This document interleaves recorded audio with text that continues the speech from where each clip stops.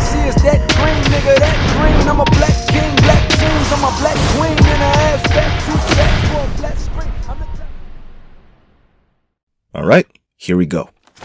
Joining the gauntlet in this video for the first time in this series will have the honored one himself, Satoru Gojo, going up against several Bleach characters, starting off slow and moving up with stronger and stronger characters that might pose more of a challenge to him.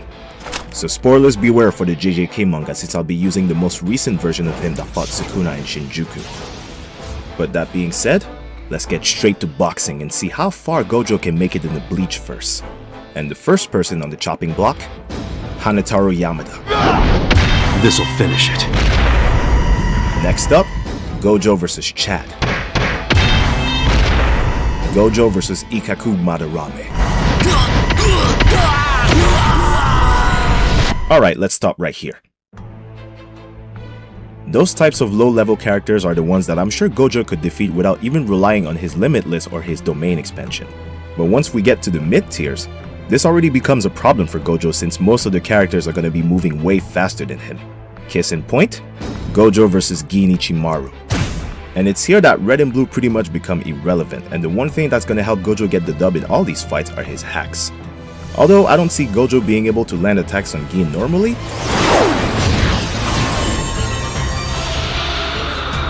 the opposite is also true, since Gin's Kamishimi no Yari doesn't have a way to penetrate the Limitless.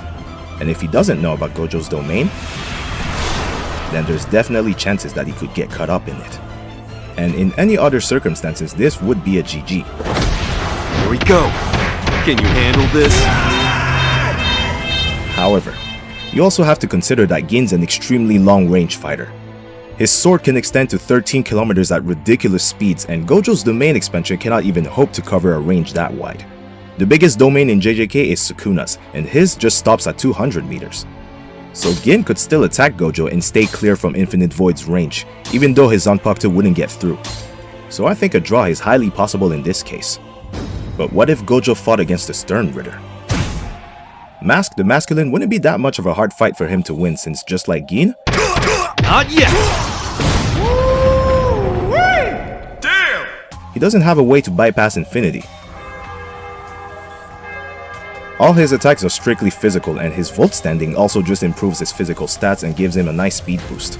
And as soon as Gojo figures out his gimmick with him and James, then it's pretty much over.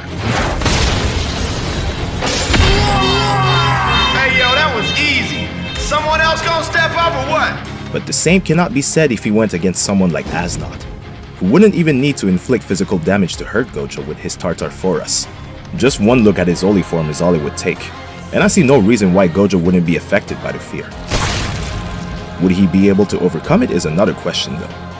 But let's change things up and put him against the captain of the Gote 13.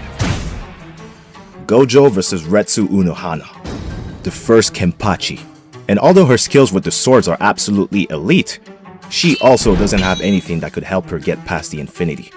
And I know I'm repeating myself here, but that's really all Gojo has going for him when it comes to dealing with these higher tier Bleach characters. One advantage she does have though is her insane healing capabilities, that even puts the reverse curse technique to shame. Although it wasn't shown in the anime, she was able to heal Hiyori after Gin cut her completely in half. Which I'm sure would have been hella clutch in another fight, but anyways. Before Infinite Void comes into play, Unohana could dodge Gojo's attack with her speed and heal from them with no issue whatsoever if they do connect. But if he catches her in the domain, then that's where the real damage starts. And there's nothing she could do to stop it, since her mind would be too busy processing an infinite amount of information instead of healing herself. Not yet! There you go!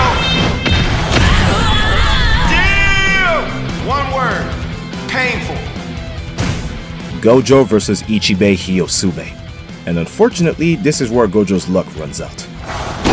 Ouch, more pain. Because these are characters with abilities so broken that it just doesn't even make sense. Ichibei's Ichimonji could just cut the power of Gojo's Infinity in half, so instead of an Infinity, it would be an Infi. Or he could just outright erase its name and Gojo's barrier would lose all its power the moment Ichimonji splashes ink on it. And by that point, well, Ichibei has so many options to dispose of Gojo. He could change his name to something insignificant and crush him just like he did Yhwach. Not to mention, he could also get absolutely crushed or severely weakened by the spiritual pressure of people like Kenpachi, Aizen, Yamamoto, or Ichigo himself. So against the higher tier characters, Gojo wouldn't stand a chance when it comes to speed, power, or really anything else.